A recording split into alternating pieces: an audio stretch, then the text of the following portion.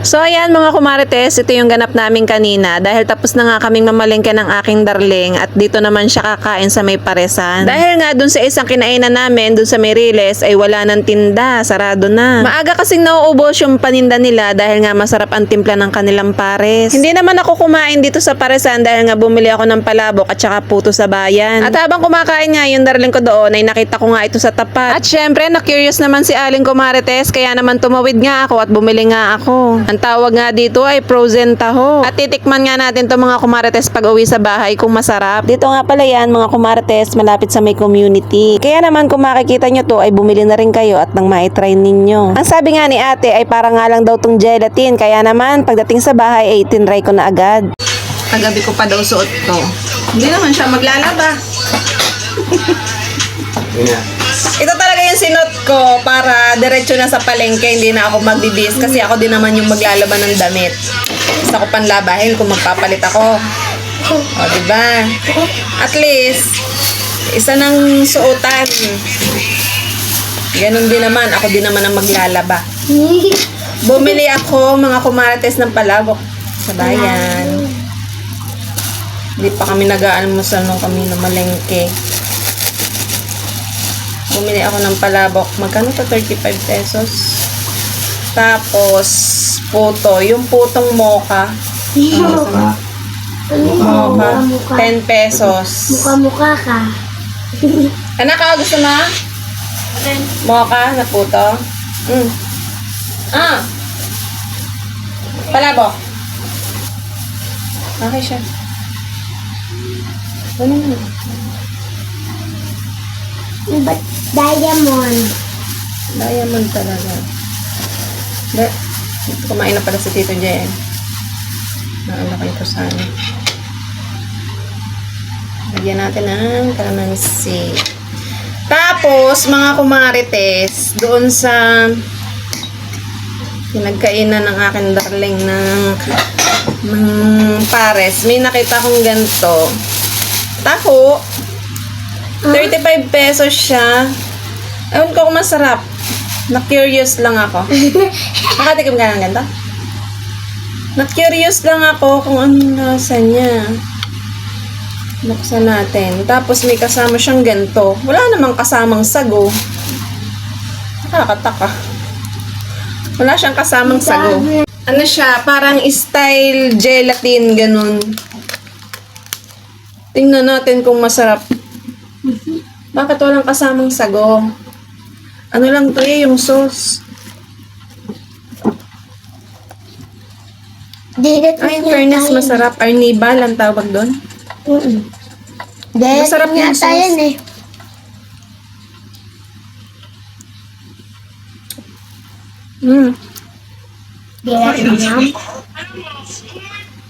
Lahat natin.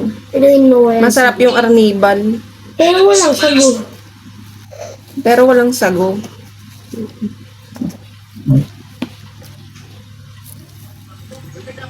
Ayun, lumutang. Tikman natin. Taho. Kakaibang taho. Gelatin na tayo eh. Lasan taho nga. Kulang lang sago.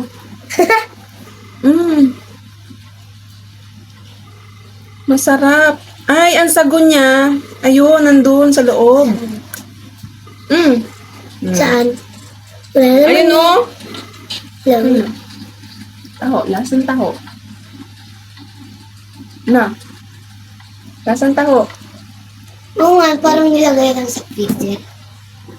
Lasa siyang taho na matigas lang. Ano ito ba? Hindi kagaya nung iba na malambot. Masarap. Masarap pala ang ano. Hindi. Masarap pala ang ano yung ano ngayon yung tao pagka nilalagay sa rep. Ang sago niya kasama na dito. Ito may sago. Kaya si Tara walang. Kala ko walang kasamang sago. Nakala ko ngayon. In fairness, masarap. Hindi ganun katamis yung arnibal. Saan pa?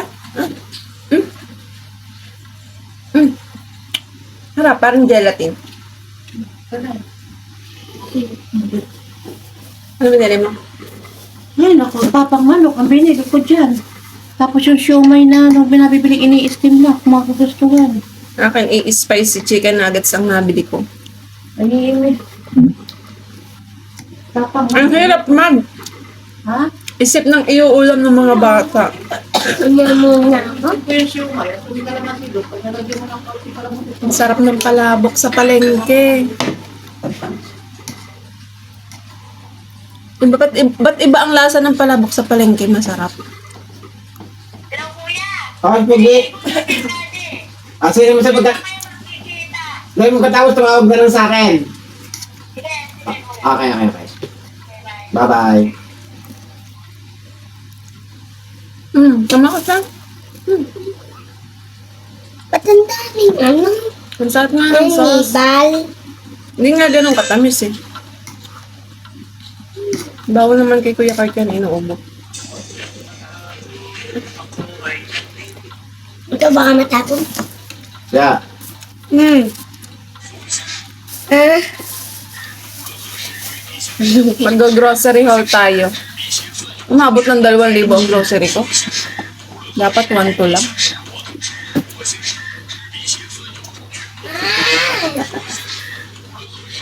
Ay, tirang-tirang si mo din si. Puto. Mocha flavor. Sarap.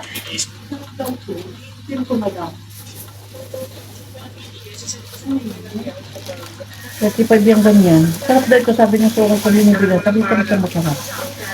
I-steam ko, tsaka Try mo muna ngayon. Oo, dalawang bag, 35 ari, ang isa. May steamer kayo mali sa mali Ayun na nga, ay, TikTok. kung ako ibigan na rin. Kasi bibili ako ng diniling, eh, hindi rin naman nakain ng baboy.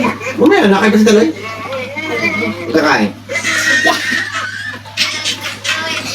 TikTok. Parehas kaming galing ni mother sa bayan. Magkasabay kaming umalis pero magkahiwalay kaming umuwi. Hindi magkasabay umuwi. Oo. Ito yung binili niya sa palengke din. Anong tawag dito? Olo. Anong tawag dito? Gamo-gamo. Gamo-gamo. Gano'n tawag dito? Ang tawag din ni Darlene. Ayan. Anong tawag din ni? Gamo-gamo. Ay, mahal mo. Balita. Sampagin. May ang tawag nga din eh. Ang sa dulo ng dila ko. Loko-loko. Warok. Ang tawag dito mga kumarites. Urar daw. Karyoka. Yun, karyoka. Karyoko.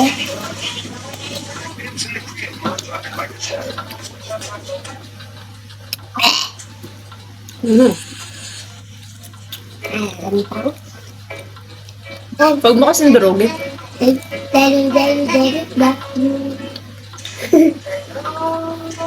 Kamuka yan? Kadadating lang namin mamaya ako mag-aayos ng Kamuka yan?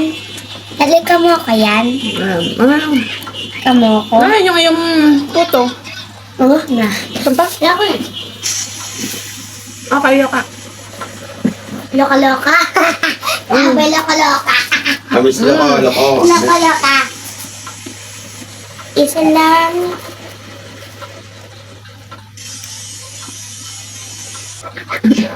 Nagpabili yung anak ko ng ano. Jojo daw. Yung may tali. Sabi ko nga, Yo-yo. Jojo. Yo. Yung tali. Yung pala, yo.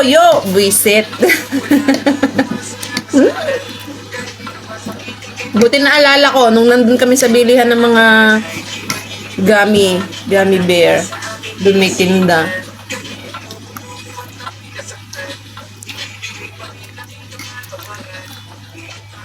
Ay, ang hour ka dumating kagabi. 11.